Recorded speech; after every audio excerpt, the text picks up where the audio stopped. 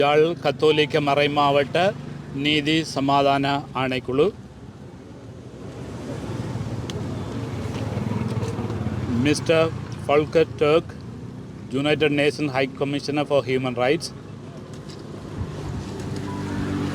இலங்கையின் யாழ்ப்பாணத்தில் உள்ள செம்மணி சித்துப்பாத்தி மனித புதைகுழி தொடர்பான அவசர வேண்டுகோள். மாண்புமிகு உயர் ஆணையர் டர்க் அவர்களே, யாழ்ப்பாண மறை மாவட்டத்தில் பணியாற்றும் குருக்கள் துறவிகளாகிய நாம் இறந்தவர்கள், அவர்களின் குடும்பங்கள் மற்றும் ஆயுத மோதலின் போது வலிந்து காணாமலாக்கப்பட்டவர்கள், அவர்களை இன்று வரை தேடிக்கொண்டிருக்கும் அவர்களின் உறவினர்கள் குறித்த ஆழ்ந்த மேய்ப்பு பணிசார் கரிசனையால் அவசர வேண்டுகோளை முன்வைக்கின்றோம். 2025 ஆண்டு ஜூன் மாதத்தில் செம்மணி மனித புதைகுழி அமைவிடத்திற்கு தாங்கள் மேற்கொண்ட வருகையை நன்றியுடன் நினைவு கூறுகின்றோம். உண்மைக்கும் நீதிக்கும் பல ஆண்டுகளாக காத்திருக்கும் குடும்பங்களுக்கு தங்களது பிரசன்னம் புது நம்பிக்கையை கொடுத்தது. 2025 ஆண்டு பிப்ரவரி மாதத்தில் செம்மணி சித்துப்பாத்தி மயானத்தில் மனித எச்சங்கள் கண்டுபிடிக்கப்பட்டன. அதன் பின்னர் நீதிமன்ற மேற்பார்வையின் கீழ் மேற்கொள்ளப்பட்ட அகழ்வு பணிகள் அச்சமூட்டும் அளவில் மனித எச்சங்களை வெளிக்கொணர்ந்துள்ளன. 2026 ஆண்டு ஜூலை 21 வரை சிறுவர்கள் மற்றும் சிசுக்களின் எச்சங்கள் உட்பட 454 மனித எண்பு தொகுதிகள் மீட்கப்பட்டதாக தெரிவிக்கப்பட்டது. இறந்தவர்களின் அடையாளங்கள், அவற்றுக்கான காரணங்கள், இடம்பெற்ற திகதிகள், இதற்கு பொறுப்பானவர்கள் யார் என்பது தொடர்பான விடயங்கள் இதுவரை முழுமையாக உறுதிப்படுத்தப்படவில்லை. விசாரணையின் முடிவை முன்கூட்டி தீர்மானிக்கவோ நம்பகமான சான்றுகளின்றி எவர் மீதும் பொறுப்பை சுமத்தவோ நாம் விரும்பவில்லை.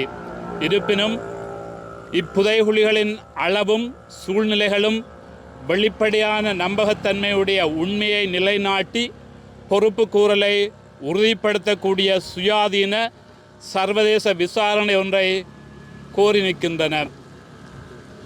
யாழ்ப்பாண நீதவான் நீதிமன்றம், நீதித்துறை, மருத்துவ அதிகாரி, தொல்லியல் ஆய்வுக்குழு, யாழ்ப்பாண பல்கலைக்கழகம், சட்டத்தரணிகள் மற்றும் சிவில் சமூக அமைப்புகளின் பிரதிநிதிகள் ஆகியோர் அர்ப்பணிப்புடன் ஆற்றி வரும் பணியை நாம் பாராட்டுகின்றோம்.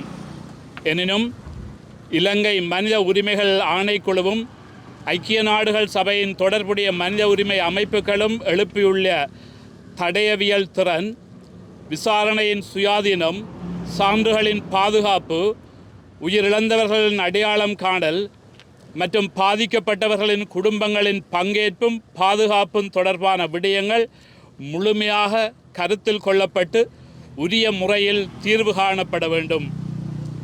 வலிந்து காணாமலாக்கப்பட்டவர்களின் உறவுகள் பல தசாப்தங்களாக நீடித்த தாமதங்கள், தடைகள் மற்றும் தண்டனையின்மை காரணமாக உள்நாட்டு பொறிமுறைகளில் நம்பிக்கை இழந்துள்ளதால்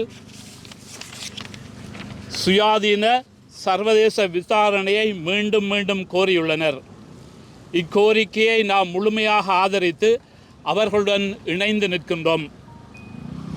எமது ஆழ்ந்த பரிசீலனையின் அடிப்படையில் செம்மணி மனித புதைகுழி தொடர்பான கண்டுபிடிப்புகளின் பரப்பளவும் அதன் வரலாற்று சூழலும் தமிழ் மக்கள் எதிர்கொண்ட பரந்தளவிலான கட்டமைப்புசார் இன அழிப்பின் ஸ்ட்ரக்சரல் ஜெனோசைடு தெளிவான அறிகுறியாக அமைந்துள்ளதுடன் இவ்விடயம் சர்வதேச சட்டத்திற்கு இணங்க அதிகாரமும் சுயாதீன தன்மையும் கொண்ட ஒரு சர்வதேச விசாரணை அமைப்பினால் முழுமையாக ஆராயப்பட வேண்டும். எனவே இவற்றை கருத்தில் கொண்டு பின்வரும் நடவடிக்கைகளை மேற்கொள்ளுமாறு தங்களிடம் நாம் வேண்டுகோள் விடுக்கின்றோம். 1. செம்மணி சித்துப்பாத்தி மனித புதைகுழி தொடர்பான சுயாதீன சர்வதேச விசாரணைக்கு ஆதரவு அளித்து அதனை நடைமுறைப்படுத்தி பொருத்தமான சர்வதேச தடயவியல் நிபுணத்துவம் மேற்பார்வை மற்றும் நிறுவன சுயாதீனத்தை பாதுகாக்கும் ஏற்பாடுகள் உறுதி செய்யப்பட வேண்டும். 2.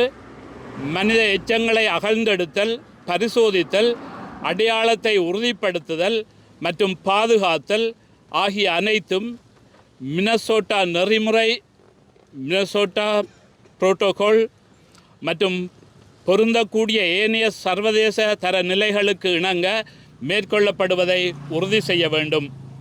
3.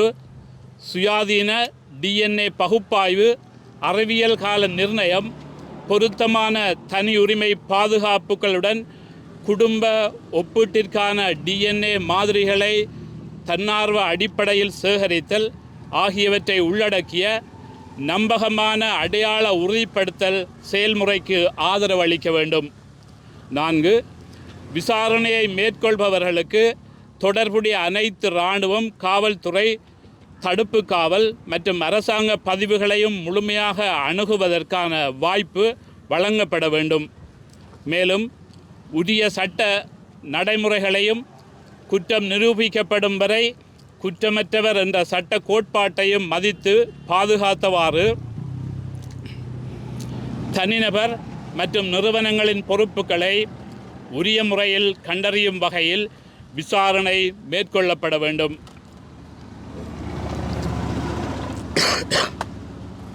5.